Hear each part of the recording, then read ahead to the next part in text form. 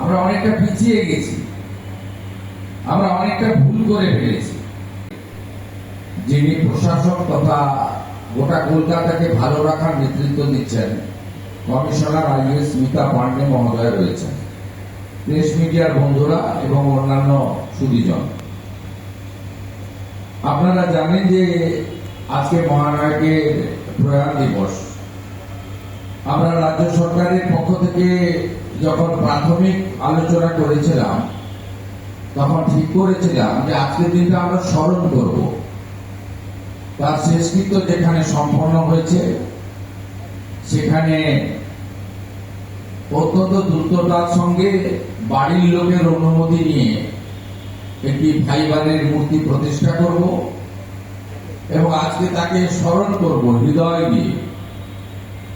আমরা তার অবদান কৃতজ্ঞতার সঙ্গে আমরা আজকে আলোচনা করব এবং আমরা প্রকৃতপক্ষে মহানায়কের আবির্ভাবের দিনটি খুব বড় করে উদযাপন করব, কারণ সেদিন তিনি আমাদের এই ধরাধামে আবির্ভূত হয়েছিলেন, তার জন্মদিবস। এবারে ৩রা সেপ্টেম্বর শতবর্ষ। ইতিমধ্যে অনেক সাংস্কৃতিক কর্মী আমার সঙ্গে নবান্নতে দেখা করেছেন। আমাদের সঙ্গে যে 4 জন বিধায়ক রয়েছেন যারা সাংস্কৃতিক জগতের সঙ্গে যুক্ত, তারাও আমাকে নানা প্রস্তাব দিয়েছেন। এর বাইরেও যারা মহানায়ককে ভালোবাসেন, এই বাংলার চলচ্চিত্র জগতের ধৃত গৌরবকে ফিরিয়ে আনতে চান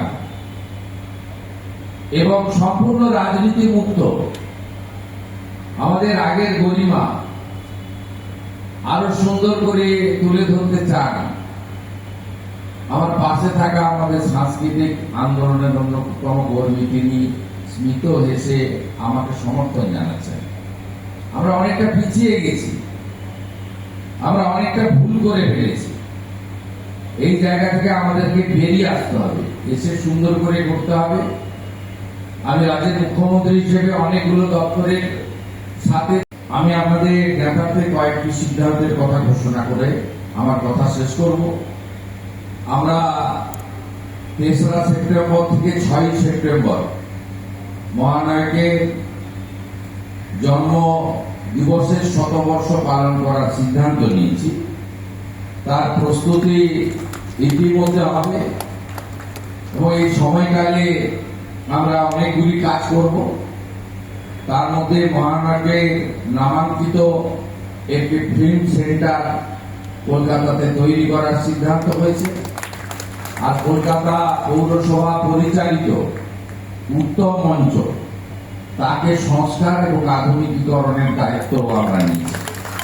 বাকি আমি নিজে পৌরোহিত্য করে লন্ডনে বা রবীন্দ্র সদনে একটি বড় মাপের প্রস্তুতি সভা করব, যেখানে মহানায়কের শতবর্ষ পালনের জন্য একটি প্রস্তুতি কমিটি হবে এবং সেই কমিটির পরামর্শ মেনে আমরা এগোবো।